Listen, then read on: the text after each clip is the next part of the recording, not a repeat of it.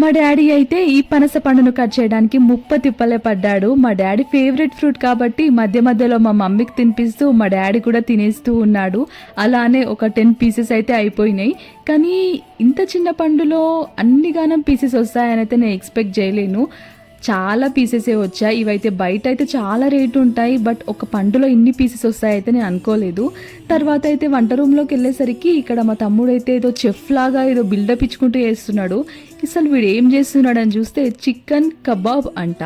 Process అయితే ఏం లేదు గైస్, చాలా సింపులే. చికెన్ మ్యారినేట్ ఎలా చేస్తారో అలానే అనమాట. తర్వాత అయితే డీప్ ఫ్రై చేసుకోవాలి. కొంచెం కార్న్ ఫ్లోర్ కూడా వేసుకుంటే ఇంకా క్రిస్పీగా ఉంటాయి అనమాట. సో ప్రాసెస్ అయితే ఇది. వీడైతే జిమ్కి వెళ్తాడు కాబట్టి రెగ్యులర్గా ఆయిల్ ఫుడ్ ఏం తినడు.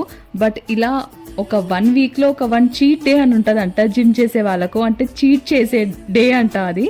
సో అప్పుడు మంచిగా డీప్ ఫ్రై చేసుకొని తింటారంట. వీడు చూడండి అసలు ఎట్లా వేస్తున్నాడు. వంట చేయడం రానోళ్ళు ఇట్లనే చేస్తారు. బట్ ఏదో ఇక వాడి సాటిస్ఫాక్షన్ వాడు చేసుకుంటూ ఉన్నాడు. ఫైనల్గా అయితే మంచిగా డీప్ ఫ్రై అయితే అయిపోయినాయి.